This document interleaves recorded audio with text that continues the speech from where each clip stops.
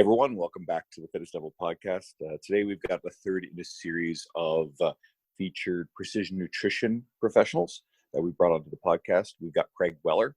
Craig's going to tell us about his experience in the military, along with all of his experience working in nutrition and exercise science. And we're going to talk about the importance of workouts for mental health, especially during stressful times. We're all going through some stressful stuff right now.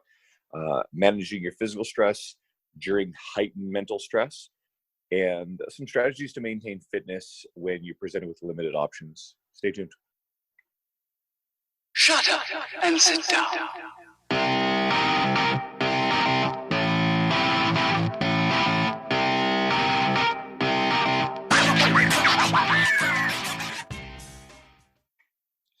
Hi, everyone. Welcome back to the Fitness Devil podcast. We are concluding a trilogy of episodes from Precision Nutrition personnel. We were fortunate enough to have PN reach out to us a while back and want to bring some of the people on. And that doesn't mean it's the last time we'll have guests from PN. It's just we set up 3 in the short term, and all these guests will actually be returning because they've been great. So we had Krista Scott Dixon recently, and then we had Adam Feit, who you should be listening to a week ago, if everything went according to plan. But today we have Craig Weller joining us, and I'm excited to talk to Craig because Craig's got an interesting background. We'll get into that in a second. He is Precision Nutrition's Exercise Systems and Program Director, and comes from a pretty extensive military background. I'll get you to open up on that a bit, and also a civilian business background too. You got a lot of success in that realm. So welcome, Craig. And I'd love to hear a little bit more about some of that background. Sure. I was a U.S. Navy SWCC, which is a Special Warfare Combatant Crewman. That's a special operations unit that specializes in small boat stuff. So if you ever see a Navy commercial where guys are on pointy little boats with guns on them, those are the boat guys, or the SWCCs. After that, I did some private military work. I trained a militia in East Africa for a while, and then I took a security contract with the State Department and did some high threat protection work in Iraq for the U.S. ambassador. So if the U.S. ambassador needed to go somewhere in the red zone, he would be in my vehicle as the primary driver, which is like an armored BMW, and we'd take him around the city in a 5-vehicle motorcade, kind of like what the Secret Service does in the U.S., but with a lot hotter weather, a lot more sand. And let me guess, that's the stuff you're allowed to tell us about. We'll leave it at that. Yeah, for the most part, yeah. I mean, it's if I were to ever write a screenplay about my time in the military, it would be way more like The Office than it would be like Rambo. Most of it isn't that cool. It wouldn't be like the Benghazi movie when they had the armored vehicles and they're just getting shot up. I never got hit actually in Iraq, but that does happen. Yeah, I was just weirdly lucky. Like other teams would get hit 2 blocks away pretty regularly. Yeah. And I was just really lucky. Like we drove past an IED once that was on all of our cameras because all our cars had cameras, and it just didn't go off. And we got back to the base the next day, and a Hummer got ripped apart. Some DoD guys got shredded by it, and for whatever reason, they just didn't push the button when we rolled by. So I was just really fortunate. Yeah, but I was in a lot of those places, a lot of those situations, and it just always kind of worked out. And I got out early enough that I didn't keep rolling the dice over and over till it went bad. I guess we're recording this, and I prefaced Adam's episode kind of the same way. So people are going to be listening to this in one of 2 sort of time frames. One is sort of right away in the very middle of the COVID epidemic, or like people will discover this and go back and listen to back episodes. It's going to be kind of surreal. Someone who's listening to this in like February of 2021 and hearing all this stuff and like, oh yeah, that period of time really fucking sucked a lot. So I guess for you, you've been in environments that a lot of us could never even appreciate. So how are you finding, let's start here. How are you finding in terms of like the stress and the experience of what's going on in the world right now versus, I guess the mental conditioning you've had from your military time? The big difference, I think, is here I worry more about other people in a different sense than worrying about your teammates being shot or something, but like my parents and grandparents and my mother-in-law, like I'm worried about them staying healthy, staying away from crowds, that kind of thing, where I would have no control over it if they did pick up the virus or if something bad did happen. personally, just dealing with the stress of it, like, as you said, I'm involved with multiple businesses, that kind of thing, and they're all shut down now. My stress response there, which is based in what we learned and were selected for in the military, is just active coping. Like, slow your breathing, control your stress response, and do the next right thing. Like figure out what needs to be done and solve the problem in front of you, not and don't avoid it. To directly face it and just take small steps. That's like good advice, regardless of, of military training. And I think that that was actually the most eloquent way of saying that. When I think, like, I don't know, like, would you agree, Andrew? Like, that's like when you said that, it was like, oh yeah, that's exactly what I should do right now. Love that, and like, thanks for that. Yeah, I hope everybody listening grabs onto that. I think there's this thing that's just been hanging over us, and obviously everybody's stress levels are higher. Stress hormones anxiety are all more peaked right now, and I think, like, from my personal experience, I think the first week is just really ramped up. I had an awful week. I found it really bad, and I share this because I want the listeners to have felt the same thing, to understand, okay, like, I'm not alone in feeling that way, and all these other people are just like stoic and going about their business. No, this shit sucked. And then I sort of leveled off, and I'm like, okay, this maybe ain't going to be so bad. And then you kind of have these like little peaks, and then you adjust to the new reality. And again, there's something that's a bit more intense. And indecision, though, like the biggest thing that I can, this can be whatever realm, nutrition, fitness, like life, is that indecision. I don't even know what's going to be happening in the next 2 days, and that's kind of what's stressful, if that makes sense. Yeah. So, interesting the way that you say, like, kind of control your stress response and do the next best thing, because essentially that's what I've been trying to do. It's like, well, I'm going to do this because at the end of the day, I could sit there worrying about it, or I could do something, because at the end of the day, it's going to happen regardless. It's hard to get over that. Yeah, that's true. And that's where all the stress research goes. The two primary variables that determine your stress response are predictability and control. And we have not a lot of either of those things right now, especially control. And the predictability is terrifying if we look at the modeling for what may happen or is probably going to happen. I mean, this will be interesting for the people that look back on this in like a month or two when they listen to this. It's April 2nd right now. Unless you live in maybe New York or Washington, things aren't acutely bad. The apocalypse is surprisingly quiet. But yeah, we really, there's nothing we can do about this other than just hunker down and wait. And that loss of predictability and control is really stressful. It really spikes anxiety. It just makes you sit and ruminate over it. And it's new, because I think, I don't know, the way I've explained it is, like, I think if anyone thought they had control of whatever they thought they had control of, it kind of got flipped upside down, because especially with the government stuff, is like, listen, like, you're just playing in this game at this point, and like, this is a wake-up call. And then you can learn how to operate within that, because I think a lot of people think they have a lot more control than they do, and it takes something like this to be like, yeah, you need to actually do all of these things, or else you're kind of screwed. Yeah. There was just something I wanted to come back to, and it's talking about the stress and the control. A book I really liked was a book by Kelly McGonigal. It's called The Upside of Stress, and so this whole idea that stress in of itself is the classical idea is that stress will kill you. It's going to raise your blood pressure. It's going to do all these terrible things to you.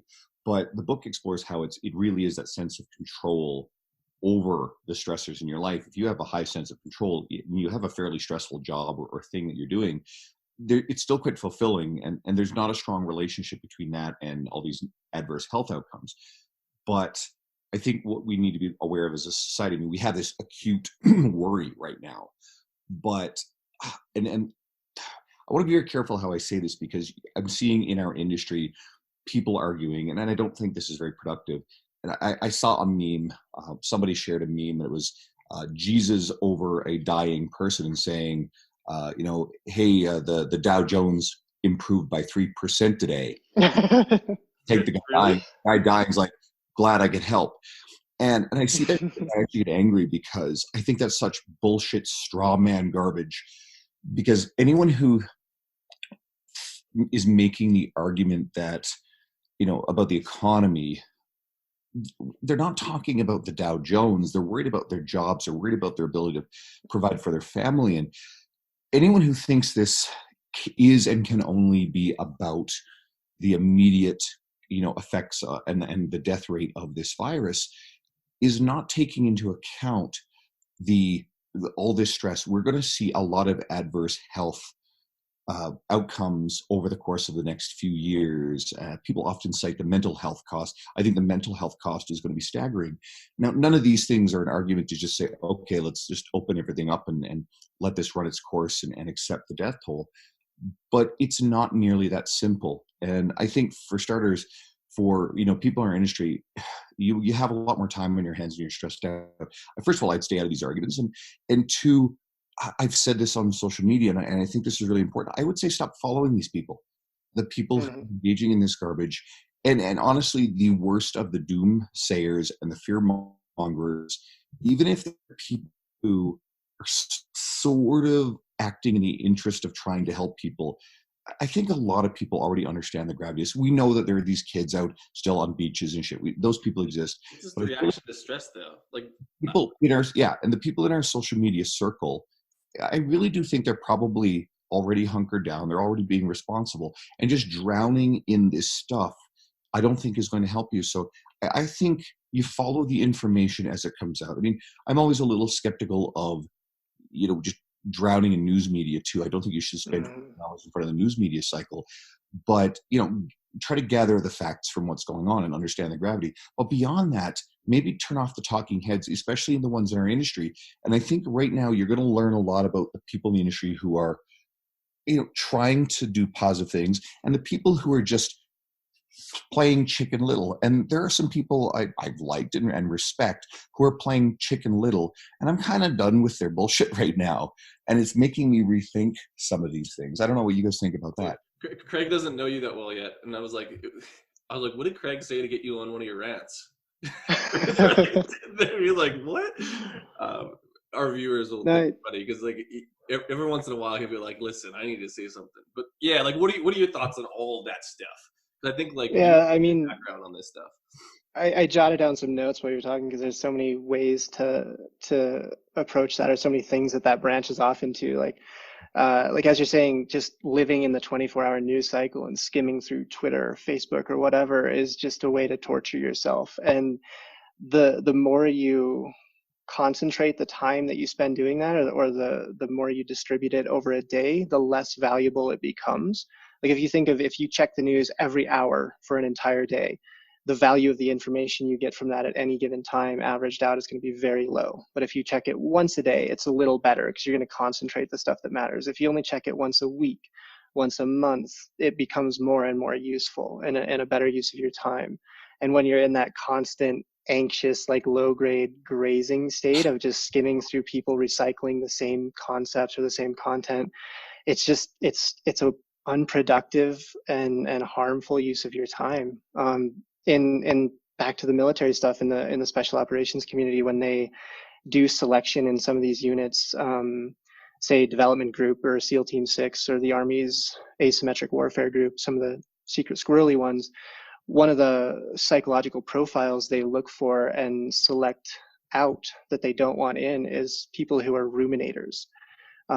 These are people who, when they're put under stress in a difficult situation, they don't go action to action to action and just do the thing. They sit there and dwell, and they think over and over about past and future. What did I do wrong? What was bad? Why does this suck? And they stay in their heads and they live there, and they deliberately find those personality types, and that's one of the things that they try to filter out, because those people will break eventually. If you have that behavioral type, you're not going to last under the sustained stress that you're going into. Sorry, what was that? I was going to say, how do they, so that's actually interesting, because that's kind of that is helpful for the industry that we're in. How do they kind of figure that out with people? I know there's probably a deeper process to it, but if someone's listening, they're like, oh, am I this or am I that? How do they know?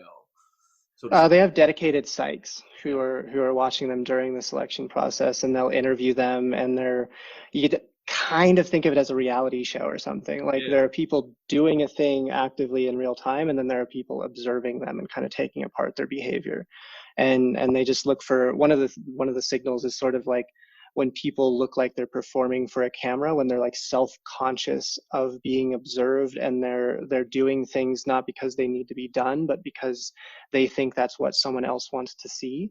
Mm. That can be somewhat indicative of that behavioral profile. Or they'll just talk to them or watch them over time, and you can tell the people who just like set aside everything that sucks and focus on the thing that needs to be done right now.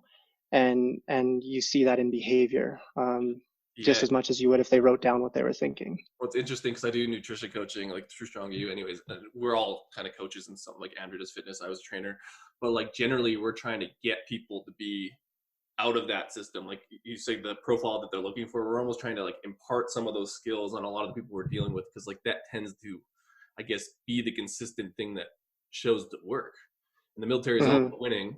And so it's just interesting to see at that level, that's what these people are doing. And there's a lot of things on the line: money, life, whatever, freedom. And those are the things that they're prioritizing, which kind of leaves some clues for maybe what we should be imparting in our practices, if that makes sense. I'm trying to connect it all, but like I heard that, I was like, oh, damn, that's like what I try to do. I'm just not a military. Yeah. I mean, the same principle applies anywhere. Like, I mean, whatever your occupation is, that approach to coping with stress is still valid. Avoiding rumination or just uselessly torturing yourself with unproductive negative thoughts is a valuable thing, whether you're carrying a gun to work or not. Let's take this a little further, because I've sort of had this idea bounce around in my head, and in my mind, this applies to, this is a bit more about like the fitness professionals right now who feel maybe frozen in place. And I feel like it's actually really okay to try to spend some time and effort working on your business, your brand, do some positive things. But I think it's really also okay just to kind of put your head down and catch your breath and watch some television. And I'm not saying just take the next 4 months and completely check out, but I think it's okay to do bits of both. I don't think it's necessarily a good idea for someone to add all that stress and try to put pressure on themselves to be perfect, 18 hours a day, constantly working on their business, because I think that's going to burn someone out right now. And I also don't think someone should just pretend that, hey, well, the next 2 to God only knows how many months won't be able to do anything. Therefore, I'm just going to immerse myself in video games and that's it. So what are your thoughts on a good approach, a good way to channel your energy for a fitness professional in their career right now? I mean, that's something we've debated a lot internally at PN as well, and we've tried to put out some resources. And we're also at the stage of like, this is our best guess right now.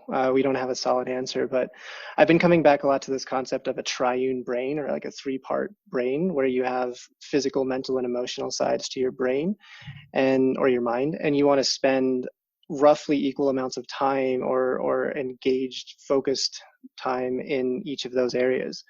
Like as a recent example of this, I have a friend whose father just passed away, I think last week on Tuesday.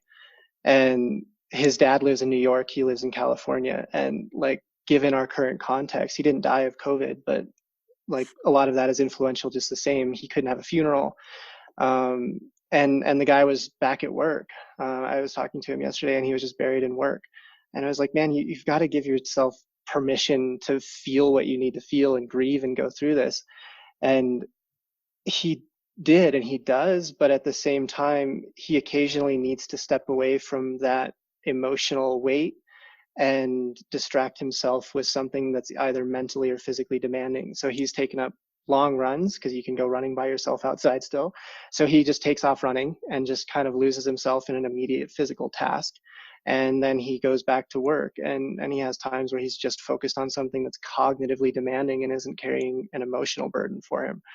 And he's trying to balance those things. And I think for a business owner, you could think of kind of the same approach. If we cope with this situation by just burying ourselves in work and neglecting every emotional or physical aspect of our lives, we're going to burn out, and the time that we spend focused on work is going to become really inefficient and unproductive. Like, you'll probably find yourself just staring at your email, hitting refresh at some point, because you want to keep working, but you're not sure what to do, and you haven't really come up with a strategy. So yeah, I think it's not an either or thing, like you should focus on work or you shouldn't, but you should be able to do it in a way that's productive and efficient and isn't the only thing that you're doing. And I think, as you were alluding to, the difficult thing right now is focusing on your business or doing things that are good for your business without feeling like or sounding like you're exploiting this current situation, which is a really difficult line to walk right now. Like, everyone's sending out at-home workouts or resources they can give to people. And for the most part, what I've seen is people are just being generous with that, and they're just trying to legitimately help people. And people who had been selling things before have dropped the barriers, and now they're giving them away, and they're really trying to help people. And I think that's probably the way to go right now. I mean, people are going to find ways to monetize things in this situation, and that's fine. If you're adding value, there's no reason not to be compensated for it. But I think being especially mindful of the amount of stress and the economic circumstances that a lot of people are under is going to be really important right now. Well, and helpful. Like, not to sound like everyone's not altruistic, but like, I think we talked about this last podcast, or maybe it was another one. But this idea of like being generous now, like, it's going to pay off in the long run, because people are essentially going to remember that. And I think it's okay to play to that, because people will say, well, you're taking advantage of the situation. It's like, no, like, I'm doing what I can now. And like, if you want to support me later, I think everyone that's kind of honest in their business practices and are kind of forthcoming with, I guess, the ideology of why they're doing what they're doing, I think it's going to pay off. And you might as well do that, because taking advantage of it actually monetarily now is probably just going to crush your business. Yeah, that's what it seems like anyways. Yeah, I see it as a good time for relationship building or building brand equity. Yeah, and I mean that, depending on how long this runs out, that could become an issue anyway, because people still have to pay their bills. They have to meet payroll, and they have to find some kind of a balance between those two things. And I think the easy answer that's hard to do in practice is probably just to over deliver as much as you can and provide as much possible value as you can for the payment that you're asking in return. Let's explore a few of the things that we sort of pre-planned with this one, because I think this is really critical. Just the importance of being physically active. You're talking about home workouts, and different people have different access to different resources. Dean and I both actually have like home gym setups, whereas a lot of people really have nothing more than body weight. But what do you think the importance is of workouts for mental health during stressful times? I think probably the first principle to keep in mind for that is that we don't feel our way into behaving differently. We behave our way into feeling differently. So how you feel is based on what you do, and your feelings follow your behavior. And there's a ton of research on the impact of physical activity on your mood and your motivation and even your cognitive function. Like, your brain literally works differently when you're physically active.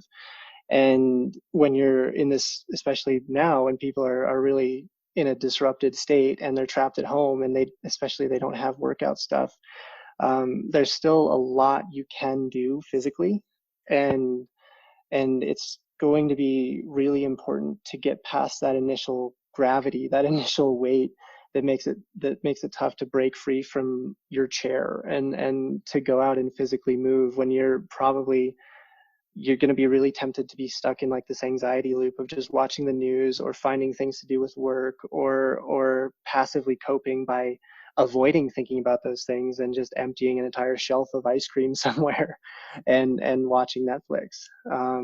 But if you can override that feeling by changing your behavior, you can set some patterns that will be really beneficial and will help you cope effectively with this situation, especially in the long run. And the initial week or the first few days that you're doing that are going to feel really challenging.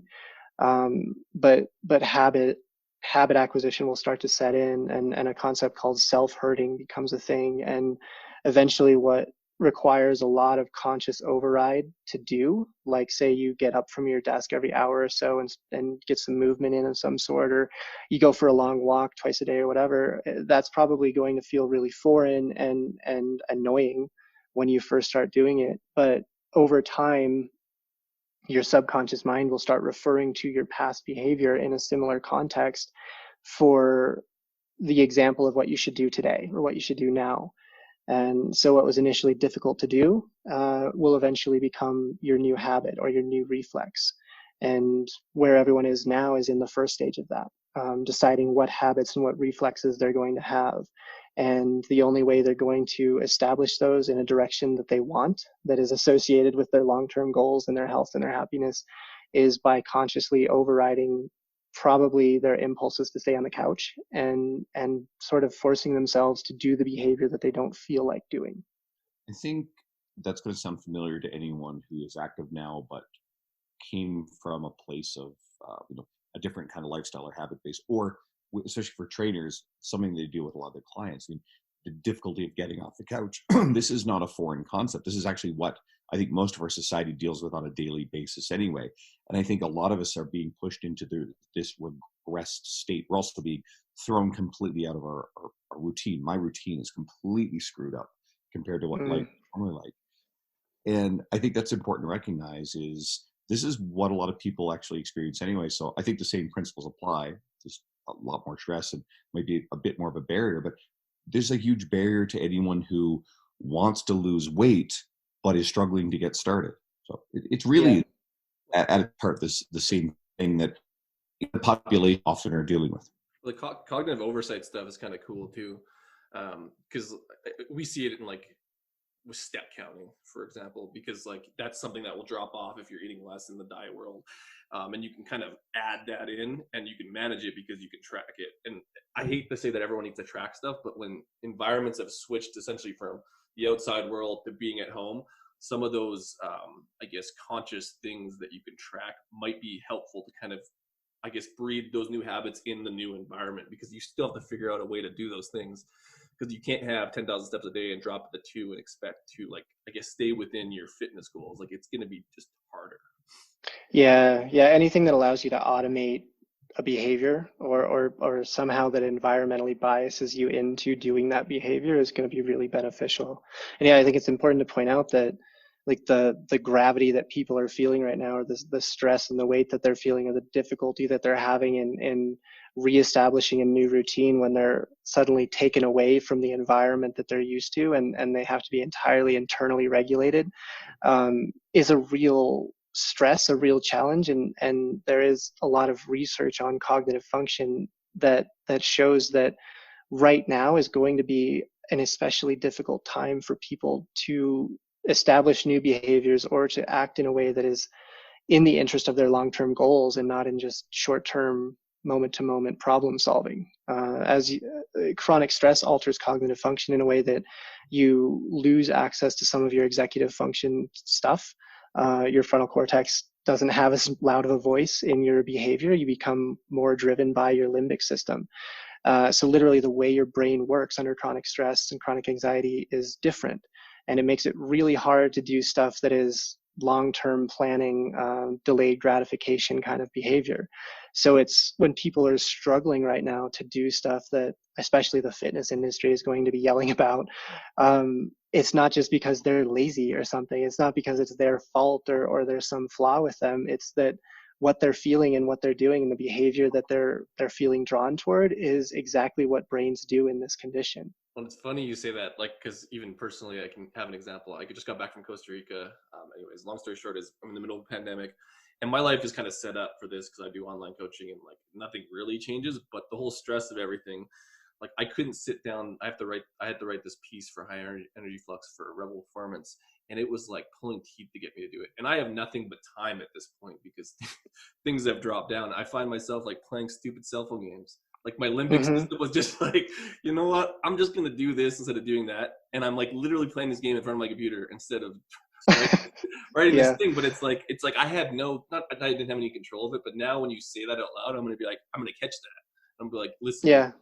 But like, it's hard to know if you're not aware. And I think in these times, and especially with a lot of people, like we're unconscious to some of these things. And it just takes that little flip to, I guess, then cognitively override that thing, whatever that thing is. Which is interesting. Yeah. I have the same experience too, where oftentimes I don't spend almost any time watching television, and I'll play a bit of Witcher 3, and I found myself binging more on Witcher 3, and I've gotten into an old TV show that I really like. And in places I had the same problem. I've been struggling to finish an article that I promised I would have ready for T Nation and do some of these other proactive things. But then I paused and I said, okay, I'm going to give myself permission, because I think for anybody who is struggling, I still think it's important to say, okay, you do have permission to do some of these, things where you can just take your mind off the situation. If you want to go and binge watch a television show, great. I think you have to say, okay, I can do this, but I also still have to make an effort for the things that are essential, the stuff I have to do. If you can partition time and agree, say, okay, I can watch 4 hours of this evening, you probably have a lot more time than usual anyway, if you put in the time to get these other essential tasks done. So I just think it's important to communicate to people that you're not failing if you're not putting all of your time and all of your mental energy. Like you're talking about, like with the limbic system, that makes so much sense. I think people just simply, it's going to be a very rare person who's going to have the capability to just blast through with all that same grind and hustle mentality as they would under optimal conditions. Because right now we're nowhere. Yeah. And we have a limbic system overload. Like we live in a world where like it's literally designed for a limbic system. We're not living in the fucking jungle with no like technology. So like it's like to tell people not to do those things is like it's literally against their evolution. So it's kind of hilarious that you kind of the way you broke it down, because I'm just thinking like we're all screwed. Like, we're gonna watch. Yeah. We're all gonna watch Tiger King. Like it's gonna happen. Yeah, we have like all of the world's information at our fingertips at any given time. Like it's not a puzzle why we're distracted. I think it's a useful thing to your point, Andrew, is to take to the extent that you can to take willpower out of the equation. We use the phrase "change the system, not the symptom." Like to go back to the military background a bit, I grew up in South Dakota and I didn't know how to swim when I joined the Navy. And I joined a naval special operations unit where swimming is basically your entire day. So I literally had a near drowning experience almost every day for 2.5 years. And so I had to come up with all of these little strategies to bias my environment and help me get through that. And that was one of those things. Like I had to get up at 3 o'clock in the morning for these workouts every day. And to do that reliably, I would put my alarm clock on the other side of the room. And I was in a top bunk and like, a bunk bed kind of thing. So I had to physically jump out of bed, land on the floor, run across the room and kill my alarm clock as fast as I could. And it immediately got me out of bed. Where if I had just set my alarm clock right next to my bed within arm's reach, like a normal person does, the temptation to just slap it, hit snooze for 3 more minutes or whatever would be way too high. And there's no way I would have been able to do it consistently. So if you're in an environment where you're surrounded by distractions, rather than just counting on willpower to grit your teeth and get you through everything, there are a lot of little solutions you can build in upstream that will help you avoid that. So you can use software like Rescue Time is super useful. You can install it on your laptop, on your phone, whatever, and it has basically it watches everything you do and then it allocates time to things, and you can adjust it, you can change it and decide what it lets you do and what it doesn't let you do. But like for mine, for most of the day, I can't touch anything that's social media, that's news, that's in any way distracting. And it gives me basically a budget throughout the week, and I can use some of that budget in a day or I can spread it out. And it keeps me from wasting time. Like even if I try to go to Twitter or whatever, it's going to lock my screen and tell me I have better things to do. You can use Newsfeed Eradicator on Facebook that wipes out the newsfeed but allows you to still see messages. Like there are a lot of little things that you can do like that, where you solve the problem once, you create an upstream solution, and then you don't have to worry about having willpower at 9 o'clock at night when you're stressed out and you spent the entire day working or whatever and you have nothing else to do. Like you just have the system so that the natural way that you're going to go is the way that you want it to go. Yeah, I tried one of those apps before. I think it was Evergreen. It was the one where like you grow plants. If your like cell phone stays off and you don't go into it, it'll like grow a plant, and then it kind of gamifies. Interesting. Saving time. There's like a bunch of them. I think it's, I don't know. Anyways, they have stuff like that, and I did find it helpful. I hated it. So yeah.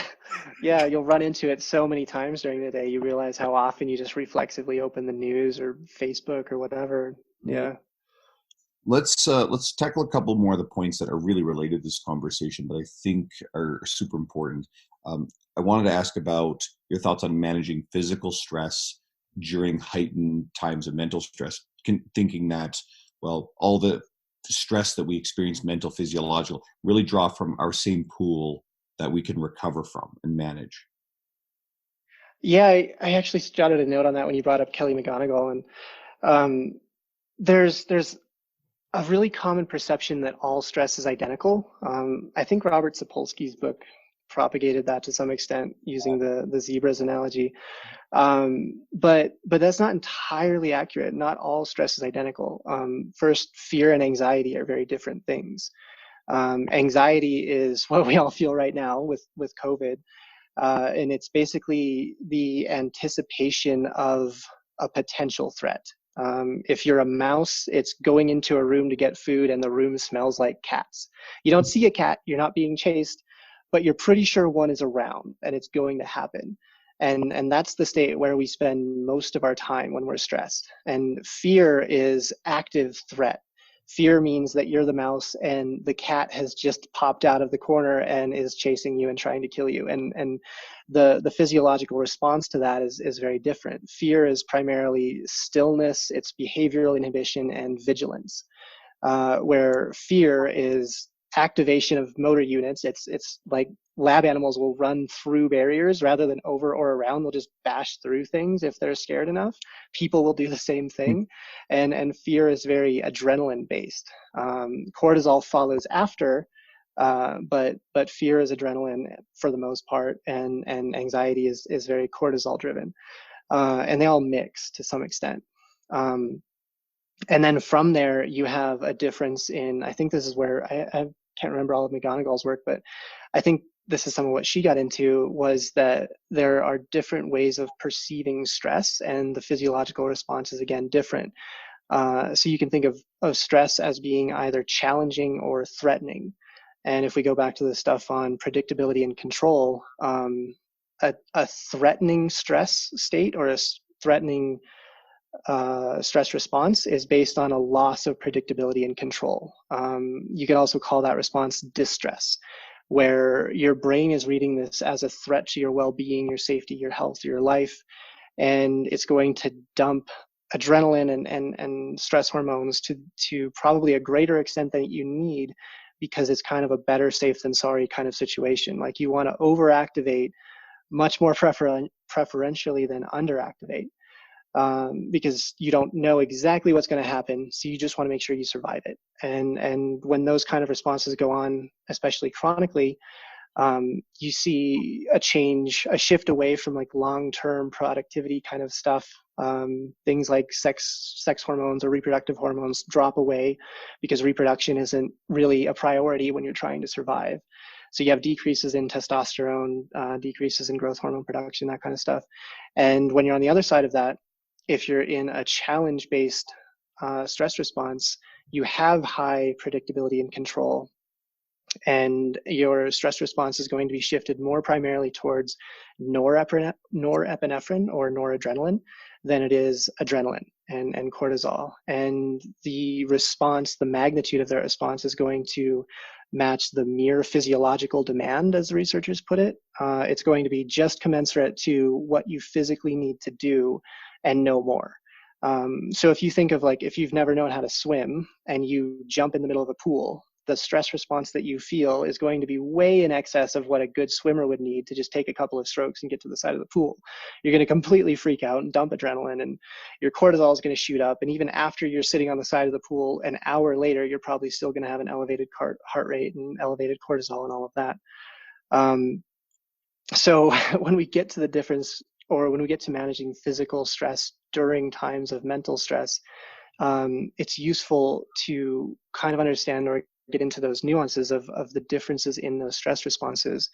And when you talk about heightened emotional stress or mental stress, especially when it's decoupled from physical stress, it has a different effect on your body than physical stress from something like working out or carrying bricks around in your yard. So if you're sitting in your car in traffic and you end up road raging, someone cuts you off, you're late for work, you're having a terrible day, and then in today's context, you also read on the news that like another 100,000 people have this virus. you're going to have a physical stress response, but in the absence of physical activity, which isn't something that we're extremely well adapted for, evolutionarily speaking.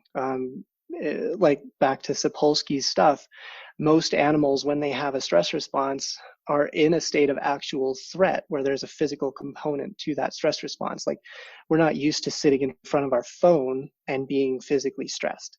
And when that happens, when we get stressed when we're sitting still, we have some of that physical response. So our breathing rate changes.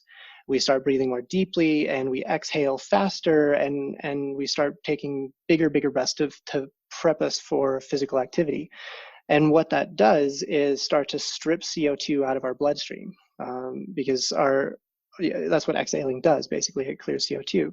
And our inspiratory drive, our drive to breathe, is based more on the presence or absence of CO2 than on oxygen.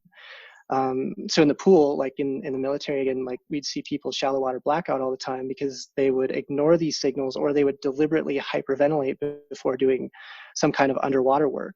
So they would strip the CO2 out of their bloodstream by hyperventilating, and then they would lose that signal, like, you really, really need to breathe right now.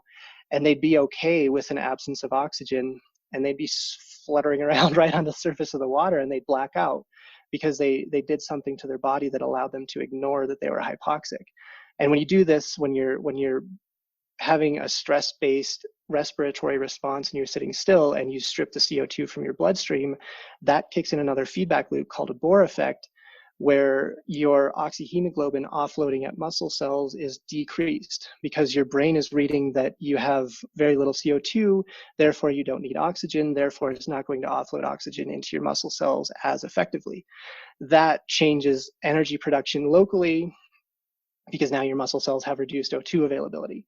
And that means you have an altered availability of ATP in muscle cells, and then your muscles become unable to fully relax and lengthen. And that's especially true in postural muscles like your lower back or your neck, all of the things that you feel that are tight when you're stressed. Yeah. That's a big part of the feedback loop that's playing into that. You're creating this whole thing that basically tightens down muscles and makes you feel tired and sore and achy. And then everything hurts and you feel tired all the time. So physical stress and mental stress aren't entirely the same thing. Where if you're physically active, if you're working out or you're just outside doing stuff, when you have that increased respiration, that's happening in the absence of O2 and in the presence of more CO2, and the feedback loop is totally different. So if we get back to the stress response stuff, if you manage to stay in a challenge versus threat state, if the type of workouts that you're doing are more challenging, more meditative, more restorative than just beating the shit out of yourself, which is kind of a common practice, especially when people are stressed, you're probably going to fare better.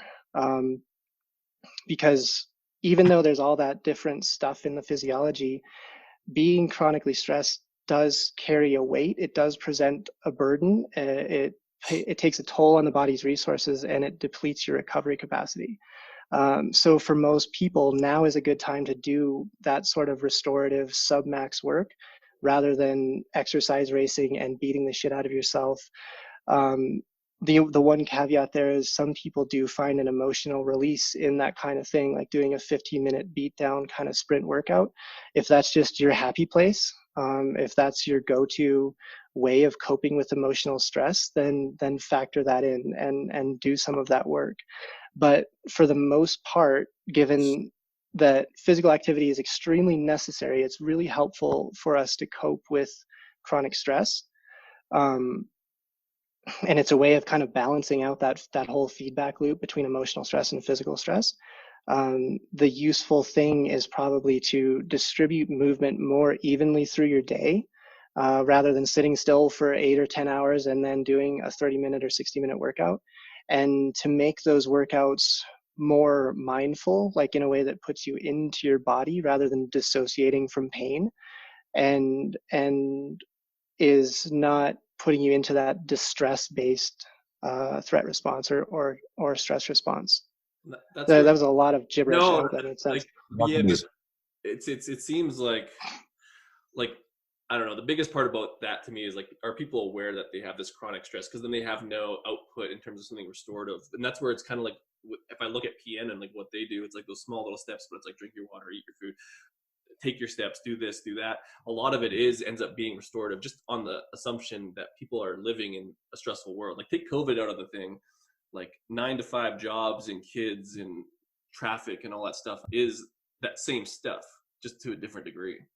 And I Yeah. like how you said to break it up during the day, because you can do that and you can still do your hard workout later. You just need to make sure that that chronic stress is I guess manifested physically in a good way to kind of get rid of it. If that makes sense. Yeah, you're giving it a job. Yeah. Yeah, you're giving cortisol a job. Yeah, which is like, I've yeah. never heard it explained like that, which is like actually super helpful. It kind of reminds me of Mike T. Nelson's like eustress versus distress training, but that whole Yeah, it's the same. yeah, adding It's the same bad stuff concept. in so you can handle it when it happens, and just knowing and putting a name on that thing so you can kind of practice being in that thing. I don't think people know that they're in distress, like truthfully. Yeah. I think I'm pretty sure I mentioned this on Adam Fight's episode, but I think it's worth saying again. We want to be really conscientious of, really aggressive training. Like Craig, you pretty much said it's not the time for, maximal stuff, but sure, there's the acute intensity of that workout, but there's a cumulative ability to recover, and particularly the micro traumas, not just that the muscle tissue gets, but joint tissue gets. We're not anywhere near an optimal state of recovery. So if someone continues to try to do their usual, like bleeding edge, cutting edge threshold of training volume, you're probably going to have a lot of trouble recovering from a massive. And those micro traumas can add up, especially in joint tissue. If you're doing maximal training, first of all, the risk of an injury is higher, but the risk of a cumulative repetitive stress injury becomes more of a thing. And this is not a time right now where we want to get hurt. I certainly wouldn't want to be trying to walk into an emergency room with a broken femur, and that's a bit extreme. But at the same time, you got to do it. You deadlifting. You still got to stuff, right? Like this is not the time you want to, assume any sort of major injury risk. Or I also don't think you want to deal with the accumulating chronic use injuries right now, because we're already stressed enough. I thought about that yesterday when I was deadlifting. Lose the outlet that we have of exercise. So it's just a thought to say, guys, maybe take a step back from the edge of just how progressive and aggressive your training is right now, just to make sure that you still have this training tool for you for the next little bit, because it's going to be one of your best coping mechanisms.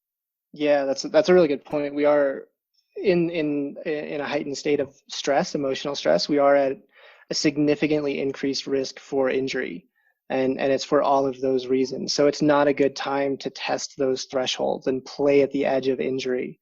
It's a good time to stay a little bit safer and do a lot of volume-based work that is less acutely stressful or acutely dangerous. I thought about that yesterday. It was dead serious. Like my life hasn't changed that much because I work from home and I have a high volume program. It's like 6 days a week. Anyways, long story short is yesterday I was kind of feeling it and I went up to deadlifts, and instead of doing my top set at like 40 pounds more, I was like, I'm just going to keep it at what I was at the set before, because I'm like, I really don't want to get hurt right now, because if I lose the ability to do the thing that probably helps me in the situation, which is working out, have the resources, I was like, yeah, like it's not worth it. I'll just stick at 525, 545, fuck off. But it was helpful because like I'm thinking like longer term, like what if this happens? What if we're at home for 2 months and this thing that you like is the thing that ruins it for you? Like that would be awful. And I think that's realistic. Yeah. People in this is that beating themselves up could be the thing that makes it worse for you, and you'll lose that ability. Let's Craig, you'd in our discussion prior to this, you'd mentioned the idea of trigger workouts, and I of course wanted to ask just some strategies for maintaining fitness while we have more limited options. A lot of us do. So I want to open it up to you there about your thoughts on that and include the idea of these trigger workouts you mentioned. Yeah, we've been doing this at PN with clients for almost a decade now, and we used to do it in the military, and a lot of other people have hit on the same idea. Pavel Tsatsouline called it greasing the groove, and it's kind of the same concept with a different rationale. But basically, you're just using a trigger, any kind of reminder. It can be a timer or an object. Like right now, I have a kettlebell by my stairs, and anytime I walk past it to go to the kitchen or the bathroom or whatever, I stop and do a couple sets of something. And the idea is to offset that emotional anxiety thing to give stress hormones and cortisol a job, and to mix physical activity evenly into your day rather than sitting still for a really long time and then doing a whole bunch of intense exercise for like 30 to 60 minutes. It's a way of staying like somewhat physical active the entire day, and specifically practicing strength skills. So I'm doing kettlebell work, swings and snatches and things like that, and squats, and then a bunch of mobility stuff. But you do submax, pretty low intensity, relatively speaking, work. It's not like I'm going to go pull a 500-pound deadlift after I get out of the chair. And you're just doing something to kind of like keep yourself awake and physically alive in short little bursts. Like any given mini workout or trigger workout that I'm doing is probably 3 to 5 minutes long. And I'll do that roughly every hour. And I try to do stuff that's kind of a big movement. You know, I'm not doing curls or something. I'm doing squats or swings or overhead presses or push-ups and things like that. And I do maybe a total of a couple hundred reps a day if you add everything up. And it's just a way to stay active and moving. And if you're trying to learn a specific skill, it's especially useful for pull-ups somehow. Me and a couple of other PN coaches have all done that for pull-ups. And Dominic Matteo, another PN coach, got up to 30 straight pull-ups doing this. Like one set of just 30 chest to bar, bang, bang, bang pull-ups. And like that's how I learned to do muscle-ups pretty well. Like I had rings in my garage and I'd go play on the rings every hour or so. And especially now where everyone is learning how to work from home and you probably don't have a squat rack in your living room, it's a really useful way to stay active and kind of disengage from mentally demanding stuff or emotionally engaging stuff that's stressful, and to kind of get back in your body and mix that in through your day. And we've been playing with it a lot internally in PN. We just put an article out about it, and it's been really helpful for people. Well, it goes back to that point you were talking about before, like with this stress thing, is like you could manifest it in something positive and kind of complete that loop, which you can do through habits, which is like awesome. Yeah. Andrew, you're going to say something. No, actually, I was just sitting there very quietly. I didn't have anything to add. I suppose the one note is I actually was talking to Dominic Matteo as well, and we'll make sure we get him on sometime in the not terribly distant future either, because I don't know him well, but I've heard great things, and we just sort of connected over the internet just because his name had come up a couple times. I know our friend Jeb Johnston had also mentioned him as well, in addition to PN conversations with people like Krista and Jason Crow, who's sort of arranged all this stuff behind the scenes. So we have Jason to thank for all these PN people that we've been talking to recently. Yeah. But we'll go on. I was going to say with the trigger workouts, like it's not that's what those trigger Facebook callouts are for. Like, I do 10, give 10, do 10. Like it's kind of like. Really? I haven't seen this. Yeah. So like, and this is like people have been like taking this whatever way they want, like be push-ups, pull-ups, or whatever. Like you do 10 and you give 10. You take a bunch of people, but it seems like people are just trying to manifest their stress on Instagram. It's just cool seeing like when you explain it scientifically and then you kind of watch habits of people and yourself, you kind of like start to see like, oh, this is why this is happening. But I think that it's helpful for people to understand that, because then they can choose what response they want to do. Because I think, like I said, I don't think people know that they're doing the things that they're doing. And if they know, hey, I do this and it's not helpful for this, and I actually want to do this, they can at least choose. So then most people don't want to choose to be an asshole, like generally. Yeah. You know what I mean? And if they know the options, I want to operate on the premise that most people are going to pick the right answer, even if that is right or wrong. So I think like it's good for people to understand this stuff is affecting you in this way, then you can choose which way you want to go, and that's helpful. I hope anyone picks that anyways. You could think of it as self-soothing behavior for some people when they find a way to get physical activity, and it's just another way of feeling better, and it's a productive way. It's better than eating ice cream or whatever else someone might do. So there's a point right there that we were also going to hit on too, and we haven't talked about nutrition as much. What are your thoughts on using this time right now for maintenance versus say, hey, I could focus on fat loss, or at the very least, how many people right now are probably sitting down and kill off all their like quarantine snacks in a couple of days is the joke. We know that there are people who are definitely at excess amounts of calories. We're just talking about trigger workouts, which actually would be a really good way to compensate for a down regulation of NEAT activity that most of us are experiencing. Lord knows I am. So yeah, what should people be focused on right now, or what's probably safe? It's going to depend a lot on your perceived stress, on how much of a toll this is taking on you. Like we've been talking about, we work from home, we have remote jobs. We're all young, healthy people that aren't likely to be affected by this, even if we do get it. So it's not as big of a deal for us acutely and personally.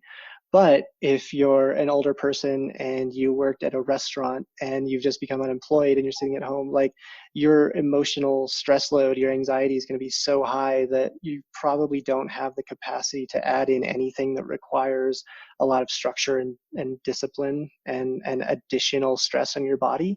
It's just not going to be there.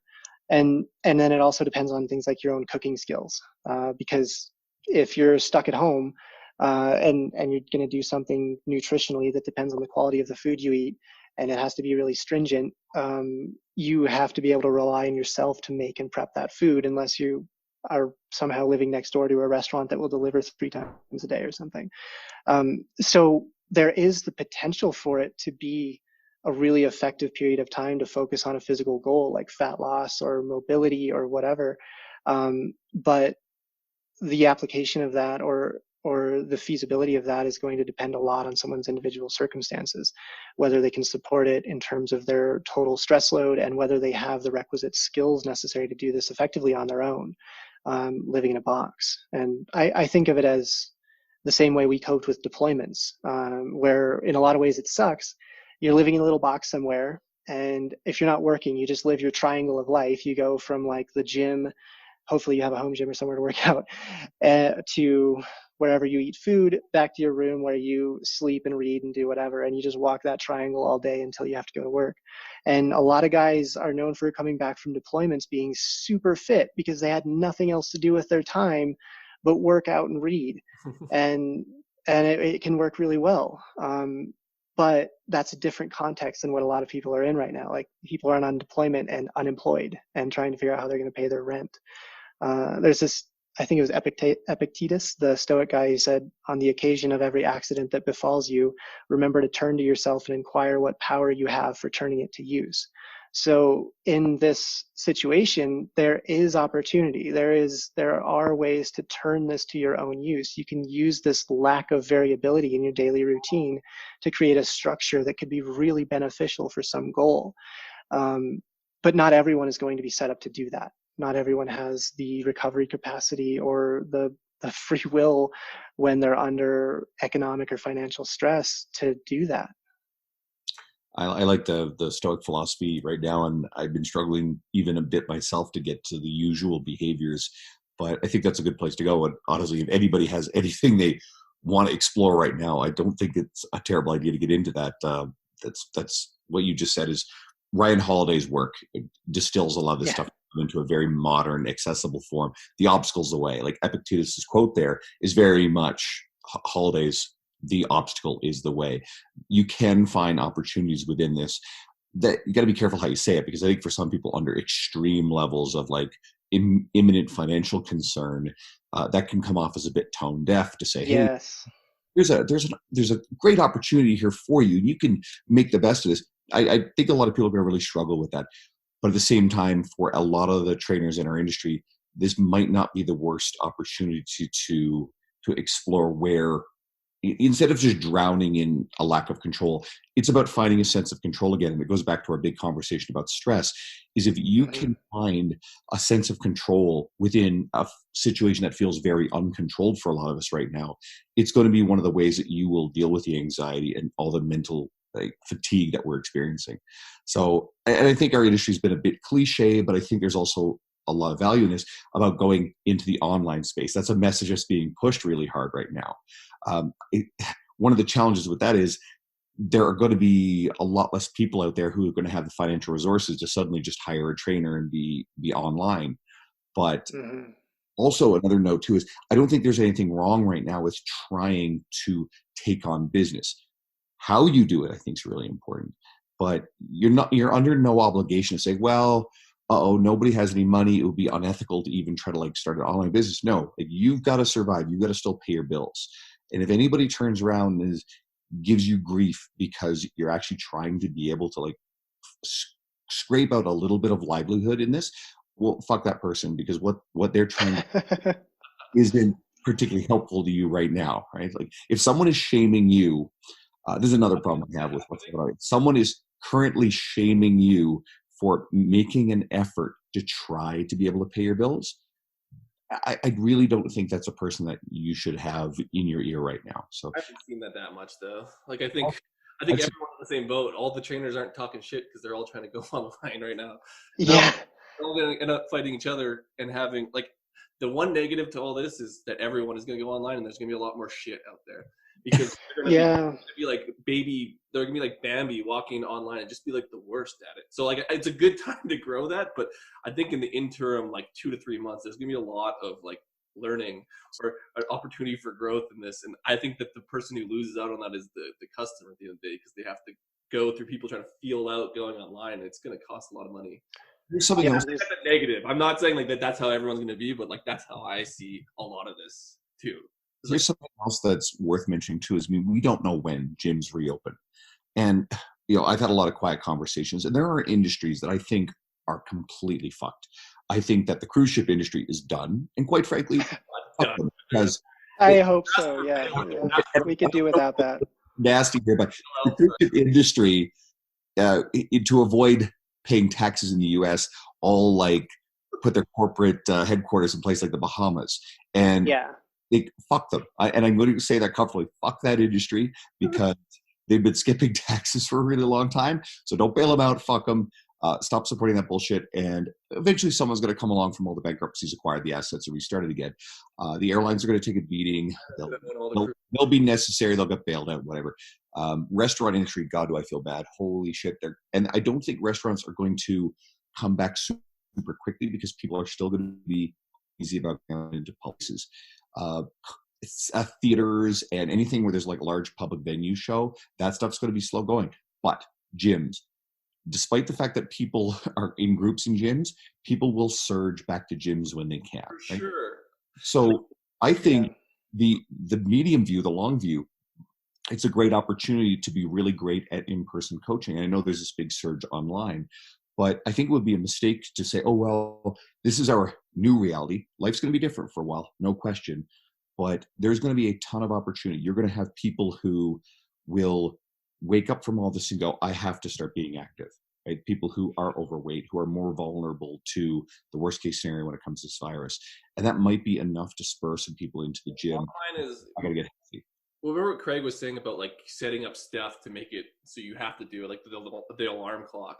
Like if the alarm clock is next to you, you're going to hit it. Like that's what I look at a lot of times with this online training or following online programs is like, it's so easy for people to not adhere. Like that's all the research and physical activity being good for you is like, they didn't even are adhering to it. So the gym is still going to be that thing where they have to jump across the fucking room, drive the gym, put their clothes on, go pay for it so that they get this thing done. And that's why the industry probably won't go away for the foreseeable future because online just doesn't work as well. Like, and that's all I see in terms of like, well, this is, it just doesn't work that well. Like it works well, but it doesn't work well for the masses. And there's another funny thing about this big push to go online. Gyms are closed. Most of the clients who are doing online coaching are still doing programs that you usually need a physical gym setting to do. And there are limitations. Okay, well, this workout, you're going to do 12 push-ups. And now next workout, you're going to do 15. And I'm being a little cheeky here. Paying for people to do it on webcam. Like that's just not by much. That's pretty accurate. So at a certain point, there are limitations to just how much we can push into the online space as coaches. And I think the people who do it well have always done it well. And there will be people who will go in that direction who will do it great and they'll thrive. But for everybody else, don't discount the fact that life is going to return to aspects of normal at a certain point. It will, right? And I think holding on to that thought is as much as getting up every day and the news is worse, the news is worse. We're in that it's going to get worse before it gets better phase. That's where we are. And we talked about stress management. We talked about all the things to get through that. There is going to be light at the end of the tunnel at a certain point with all this stuff. There are every virologist, medical researcher, technologist, scientist in that field is currently working on solutions to deal with this stuff. We have there's one company I think that's developing SARS antibodies and trying to get COVID to recognize it. which would give a very valuable, if it does work, something to actually battle this disease. Vaccine research is at an accelerated pace. We have a couple of drugs, despite what the American president sort of came out initially said, and then the political opponents naysaying it. There seems to be some research emerging to say that, okay, there may be something there. Who knows where they're going to get with that? There are going to be solutions to this problem. It's not going to happen overnight. So I like saying these things, not to believe in fairy tales, but to say to people, hey, there are people working on this stuff. They're doing everything they can. And while this feels kind of endless right now, there is hope. And there's going to be some nasty shit that comes out of this. But out the other side, we're going to look back at this and go, holy hell, that sucked. But screw the cruise ships. Yeah. I think to your point about people putting out all these programs, they're like, today you'll do 10 push-ups and tomorrow you'll do 12 because I have arithmetic. Like there's a ton of this stuff flooding the internet right now. And for coaches who are trying to do something or transition to online work or just find a way to maintain a career or grow in right now, I think it's really useful to look at the ratio of input to output that a lot of people are working with, where the stuff that they're putting out in most cases is based on like 20 minutes of thought, or they're literally just recording the push-ups they did in their living room and putting that out as like their gift to the world. And it's not all that valuable because there's an ocean of it already. But the one thing that pretty much all of us have in this is increased time. And like I used to literally just divide my days in this input days and output days. And the more input, the more reading and study and thought you can put into something before you make it and send it out in the world, the better that product is going to be. And right now we see all these people just flooding the space with these things that have time horizons of like 3 days. People are putting out workouts, but they're not putting out programs. There's stuff that makes sense for the next half hour of your life, but doesn't really play into any kind of long-term progression or plan. I think the people who are going to be the most successful with this are going to be the ones who take advantage of this time to do the work and read the dozen books that are going to be required to understand something more deeply and spend the time creating something that's really well thought out and makes sense for the next 12 months or something longer than a 3-day workout program that's just cobbled together push-ups. Those people are going to stand out in this ocean of nonsense and probably be really successful. Well, that's the one thing we talked about. That was kind of like my negative. Everyone's flooding with something. And we had this, when we had this roundtable, Andrew, I don't know if you listened to it, but we had Harold Gibbons on and Rich Daw and Katie St. Pierre. Anyways, long story short, as it came down to that, is like the product coming out right now is, like you said, there's no input. And the people who are going to be successful and can probably capitalize on doing this well are going to be people who are going to structure it in a way where it doesn't look much different than what the good trainers are doing in the gym. Like there's still phase, still linear progression. There's still all these concepts that don't just get ignored because we're in a pandemic and we need to get a product out. Like that's how progress happens. And so I think a lot of the coaches that start to go back to their roots and just define it in a different way and manifest it at home are going to be the ones that are going to be successful. Because like you said, like I think we're at the point where everything's been flooded. They can't recreate the last week. Like if they do it again, everyone's going to kind of figure it out. Like, oh, like, yeah, now we're at 18 push-ups. Okay. Like, I don't think that phase can last too much longer. I guess we'll see. Like, I don't know. I'll also, because I'm the one who started this and I agree with everything you guys said, I'm also going to say this too. It's positive. I get it.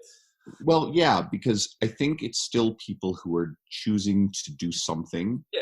Maybe it's as much for themselves and their own sense of productivity as for the people they're giving it to, versus the staying on the couch and becoming paralyzed with fear. You are still in control, a limited amount of control over something you feel very out of control. I think it's really, really important that despite this discussion, if someone's listening and was doing what we were sort of making fun of a little bit, honestly, I still think you're doing the right thing. Hopefully from this conversation, it can steer you into a direction that maybe has more long-term value, like Craig has said. But I definitely don't want to shame anybody who is under the best of intentions was doing what we were saying. Well, this is what Harold's from Mark Fisher Fitness, and he always has a really, they all have like eloquent, I can't even say that today. ways of putting things. And he said, like, let's just take like last week or last week and a half is like everyone's kind of entrance in to give someone something. So it's their relationship building period. Now we're past that. So like that's all the good stuff. That's the happy feelings. Everyone's getting off their ass and doing this. Don't shame them. But it's like now it's time to focus on quality. So if you did get in that space and you did get these people doing things, you have to move that up to something more than 18 push-ups. And so it's a good opportunity. And like I think that period was probably needed because everyone kind of needed just something to kind of get them in, get their feet wet. But now it's kind of go time. And so I guess what I'm saying is we'll see what happens now, because now is the time where this stuff is either going to progress and the cream's going to rise to the top. And I think people are going to get smarter and realize that like the thing that they were doing that makes them happy needs to be something more if they're going to continue doing it. So we'll see. I don't know.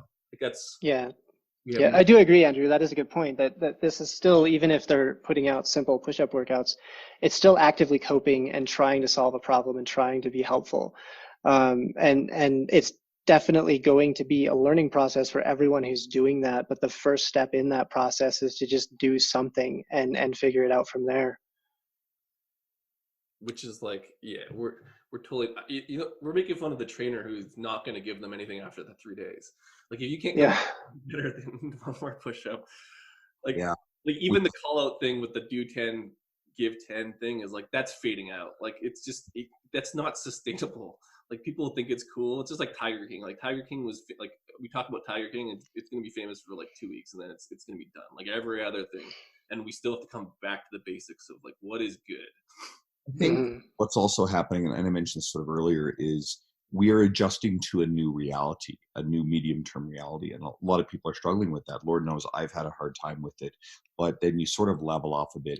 And it doesn't alleviate the immediate financial, economic stress that a lot of people are going through. But outside of that, people will adapt to the way things are going to be for a little while. We'll get used to it. We'll deal with it emotionally. And what I hope then happens is people make choices to do constructive, positive things. Greg, you said about reading the books that are going to set you up for the next 12 months or more.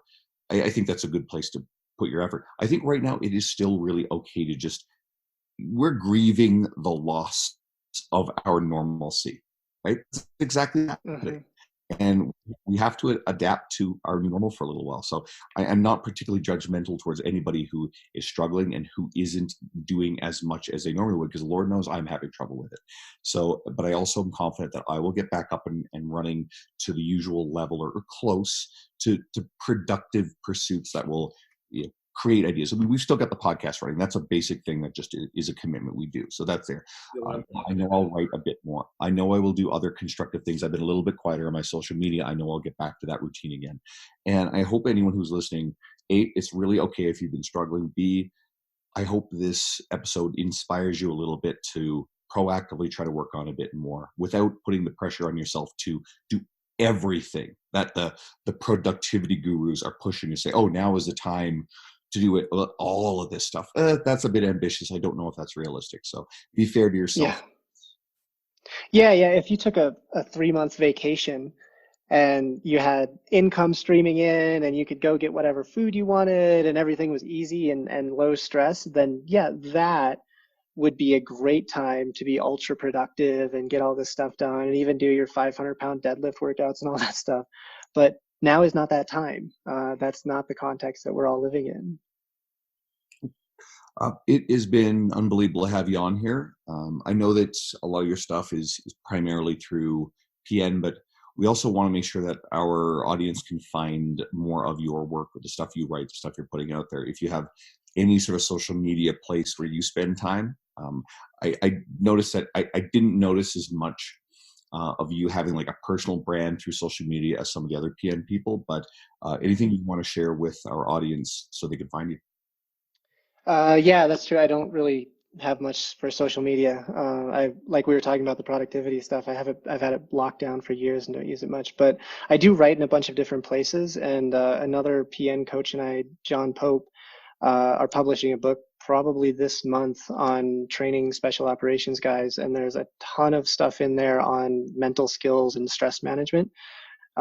We've run a series of articles with OAF Nation on those specific skills. If you want to have people check those out, we talk about things like self-talk, compartmentalization, segmenting, visualization, skills like specific things that came from the military that are used for effectively managing stress and performing under stress, but that are applicable anywhere, including today and people who are stuck in this COVID thing.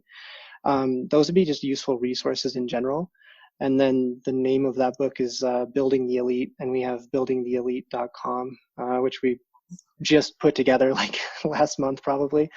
But we've been working on that book for about the past 7 years, and it's finally come together, and we should have a physical copy in our hands within the next maybe 2 weeks.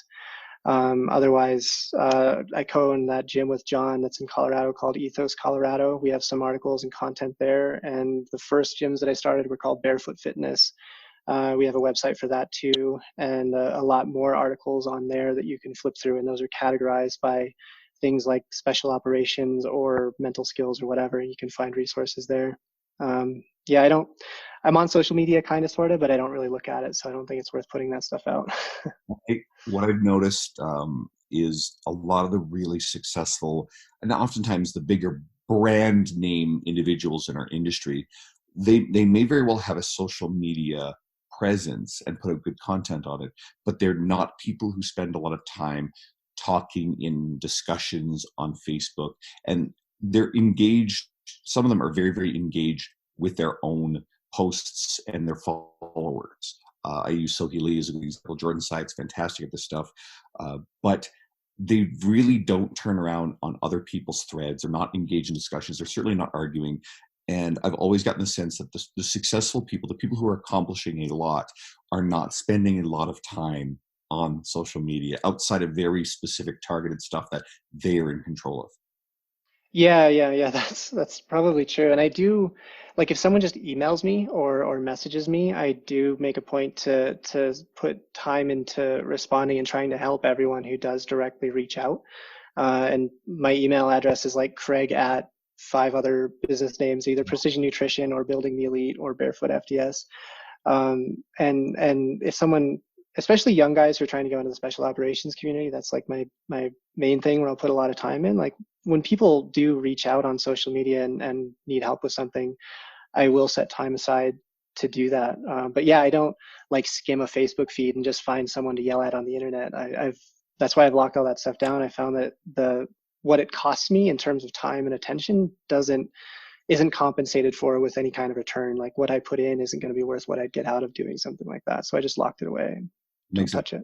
I'll point this out just so that way the listeners kind of grab onto this, but you're one of the most well-spoken, but certainly one of the most soft-spoken guests we've ever had. Yeah.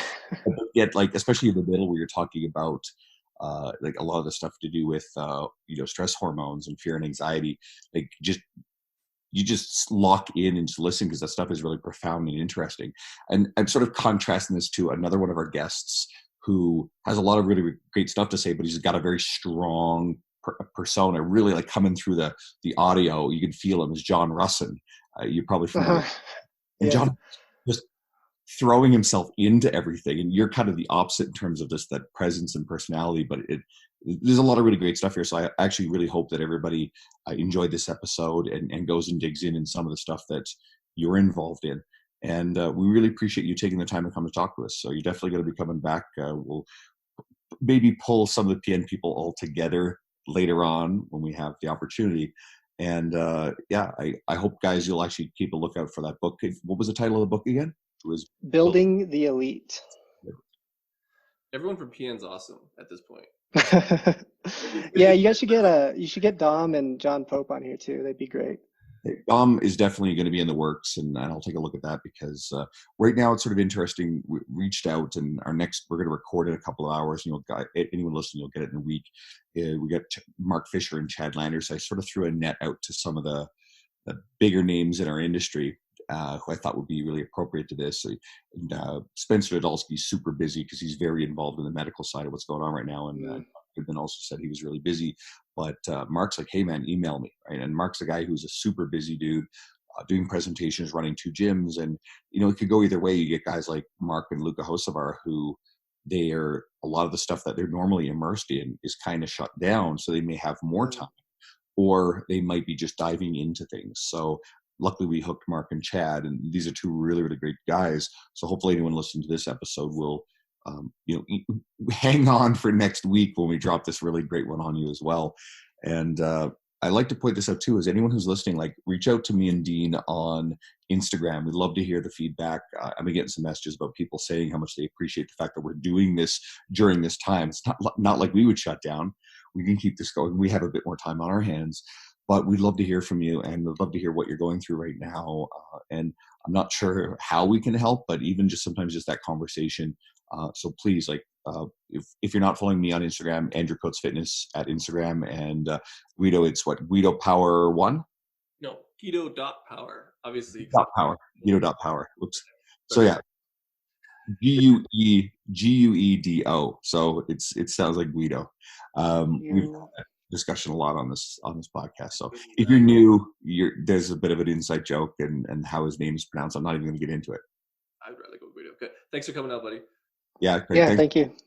Shut up and sit down.